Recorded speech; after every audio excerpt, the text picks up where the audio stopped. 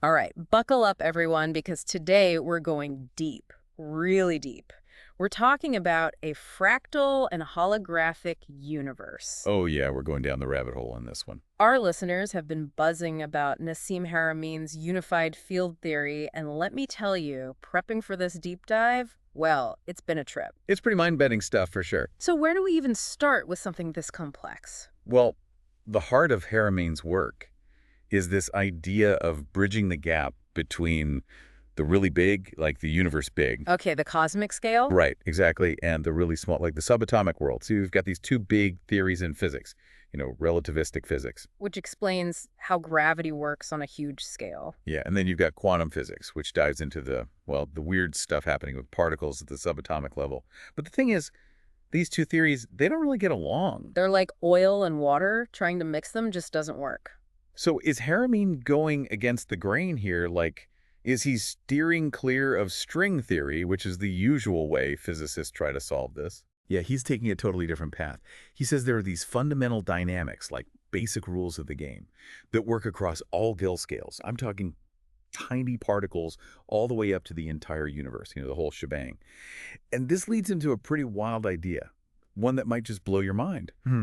He suggests that the universe itself, this whole vast expanse, might actually be, wait for it, a giant black hole. Whoa, hold on. A black hole? As in those things that gobble up everything in sight, not even light can escape. I'm having a hard time picturing us living inside one of those. I know, right? It's a real head scratcher. But to understand this, you got to get this concept called the elegant scaling law that Haramein discovered. He looked at data from all sorts of things, like super tiny Planck spheres, think of them as the universe's teeny tiny pixels, Got it. all the way up to planets, stars, even the whole observable universe, right? And when he plotted them on a graph, based on their frequency and radius, Yeah. they all lined up perfectly on this one single line. So like hidden order, a pattern connecting the tiniest things in the universe to the biggest. That's kind of beautiful. Totally. And here's where it gets really crazy. Every single one of those objects, from the Planck sphere to the entire universe, fits the description of a black hole. They've got the right combo of mass and radius to be considered one. Okay, I'm going to need a bit of a refresher here. Black holes have so much gravity packed into such a small space that nothing, not even light, can escape, right?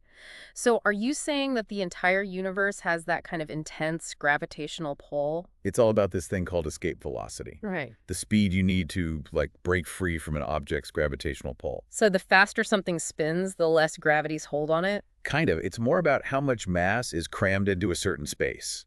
The more mass, the stronger the gravity, and the harder it is to escape. Oh, I see. Right. And Haramein found that based on this escape velocity idea, everything from the Planck scale to the entire universe, they all fit the bill for being black holes. Wow. Wild, right? Yeah. It's a lot to wrap my head around. But if we're inside a black hole, shouldn't we be, getting sucked in? That's where things get a bit more nuanced. Black holes have a sort of sphere of influence, right? Their reach is limited. Exactly. So the pull is super strong near their center, but it weakens as you move farther away. Think of it like a magnet. Strongest at the poles, weaker further out. Exactly. If our universe was like one massive black hole with its center just sucking everything in, well, we wouldn't be here having this conversation, would we? I guess not. But this brings up another question. What happens to all the stuff, all the information that does get pulled into a black hole? Oh, you're talking about the information paradox. Yeah. Didn't Stephen Hawking say black holes eventually evaporate and then all that information just vanishes? Doesn't that, break the rules of physics? Right. It would violate this key idea called conservation of energy. Basically, energy can't just disappear. It can change forms, but it can't just vanish. So how does Haramein's model deal with this? Well, Haramein suggests that black holes aren't just these static balls, but they're more like dynamic systems shaped like a double torus. Think of two donuts stuck together at their centers, spinning in opposite directions. Okay, I can picture that.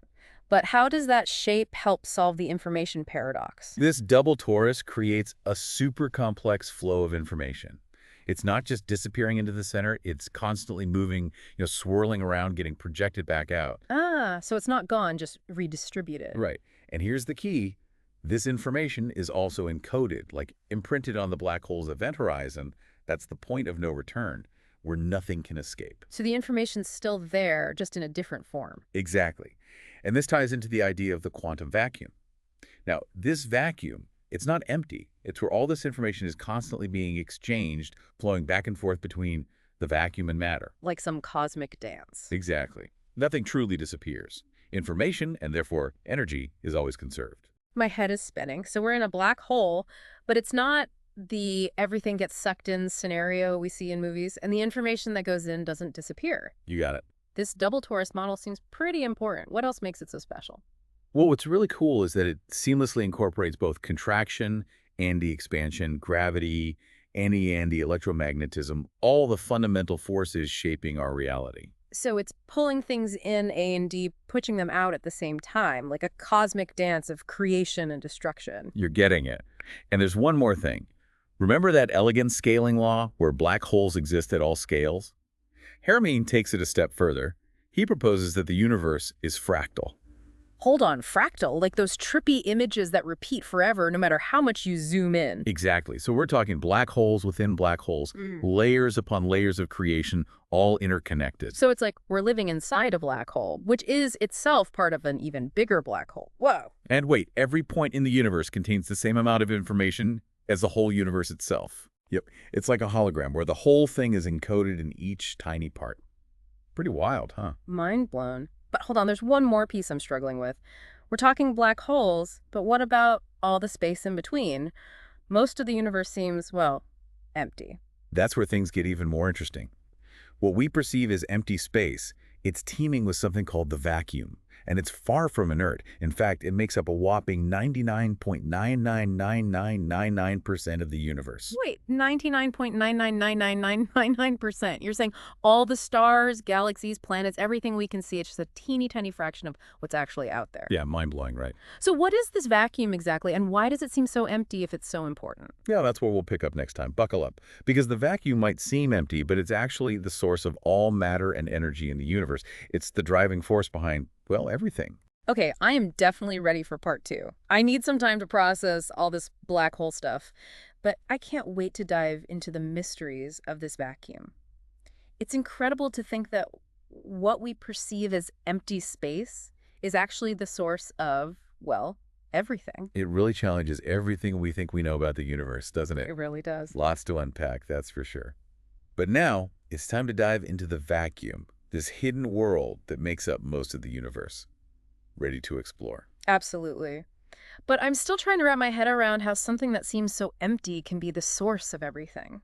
Why don't we experience this vacuum directly? Well, there are a couple reasons. First off, we're kind of limited in how we perceive things. We focus on what we can see and touch, the matter around us. And it feels solid, substantial, right? Yeah, for sure. But remember, even matter is mostly empty space.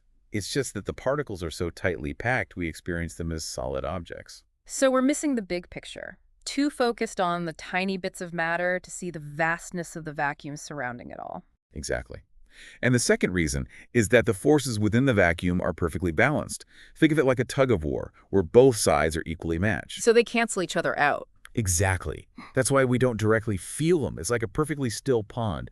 You don't see the immense pressure of the water until something disturbs the surface. Oh, I get it. So the vacuum has this hidden power, this potential energy, just waiting to be unleashed. Precisely. But how does this balance lead to creation? How does the vacuum give rise to matter and energy?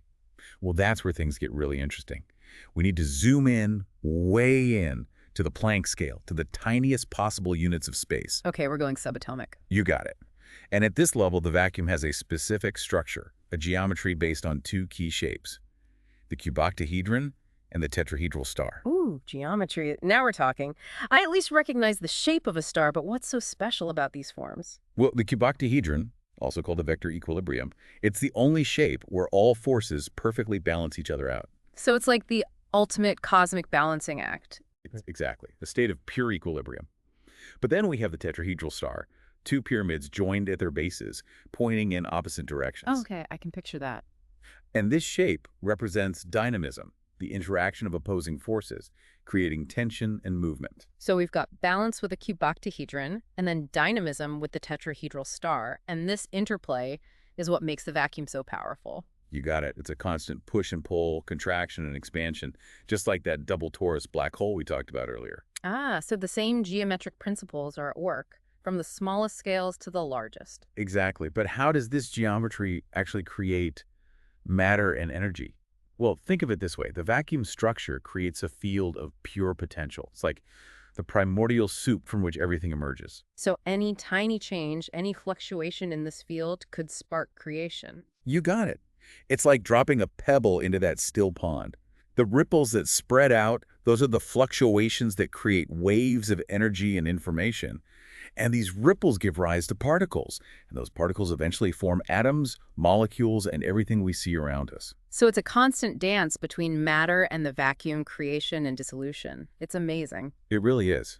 This dynamic vacuum, shaped by these fascinating geometric forms, constantly interacting with matter, exchanging energy and information. It's a whole new way of looking at the universe. Definitely challenges everything we think we know. But if this vacuum is the source of all this energy, why aren't we tapping into it more directly? I mean, we're surrounded by this unlimited source of power, yet we're still struggling with fossil fuels and all these limited resources. That's a great question, and one we'll explore further in the next part of our deep dive.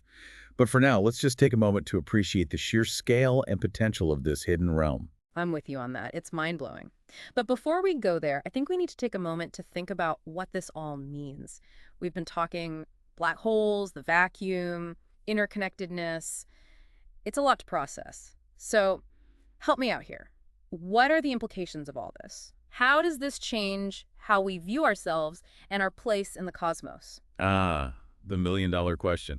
And honestly, there's no easy answer. But I think exploring these concepts opens up some incredible possibilities. It challenges this idea that we're all separate, isolated beings. That's a big one. Right. We tend to see ourselves as independent entities, but if the universe is truly holographic and interconnected, maybe we're more like waves in a vast ocean, all connected at some fundamental level. Ooh, I like that analogy. Right. And if we're all part of this grand cosmic tapestry, this interconnected web of existence, well, it raises some really interesting questions about consciousness. All right, let's dive into those philosophical waters. Black holes, vacuum, interconnectedness, it's a lot to process. So what does it all mean? How do we even begin to understand our place in all of this? It is a big question, isn't it?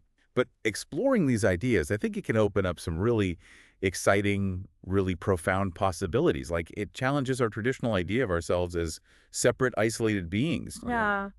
We're so used to thinking of ourselves as these independent entities, but if the universe is holographic and interconnected, maybe we're more like, I don't know, waves in a vast ocean, all connected at some deeper level. Exactly. It's like we're all threads in this grand cosmic tapestry, woven into the very fabric of reality.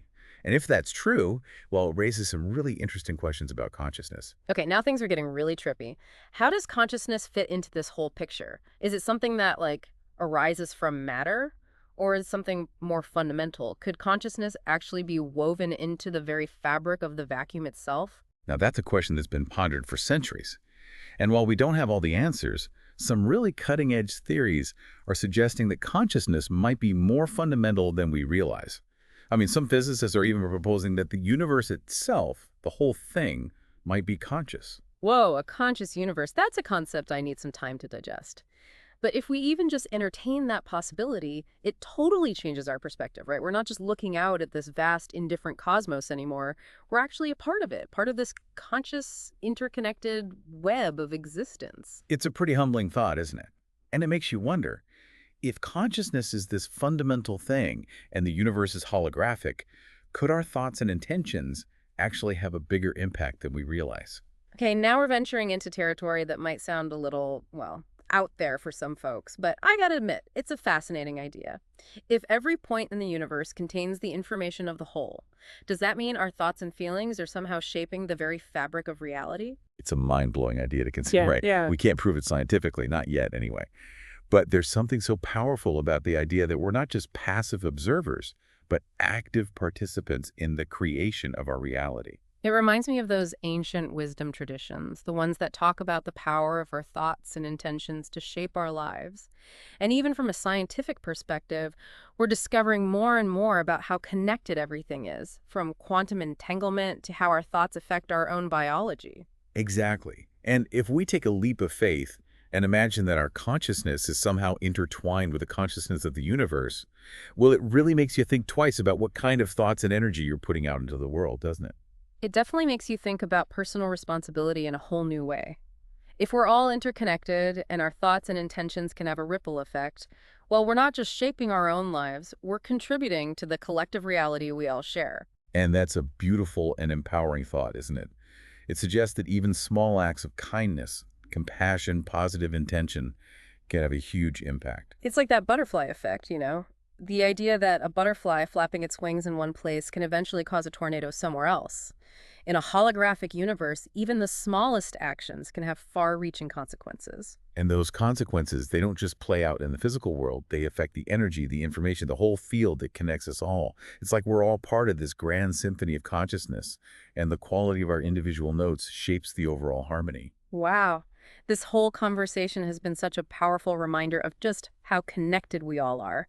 It makes me want to be more mindful, more conscious of my thoughts, my actions, the energy I bring to each moment. I think that's a wonderful takeaway. So as we wrap up our deep dive into this fractal holographic universe, I want to leave you with one last question to ponder. If the universe is a reflection of consciousness, what does that tell us about the potential we each have to create a more beautiful, more harmonious, more just world? That's a powerful question, a great note to end on. This has been an incredible journey. I feel so inspired by all the possibilities we've explored. The journey never ends, right? Keep exploring, keep asking questions, and stay open to the mysteries that surround us. And to all our incredible listeners out there, thank you for joining us on this deep dive. We hope this has sparked your curiosity, inspired you to see the world in a new way, and to recognize that profound connection that unites us all. Until next time, keep those minds expanding, and remember, you are a powerful creator of reality.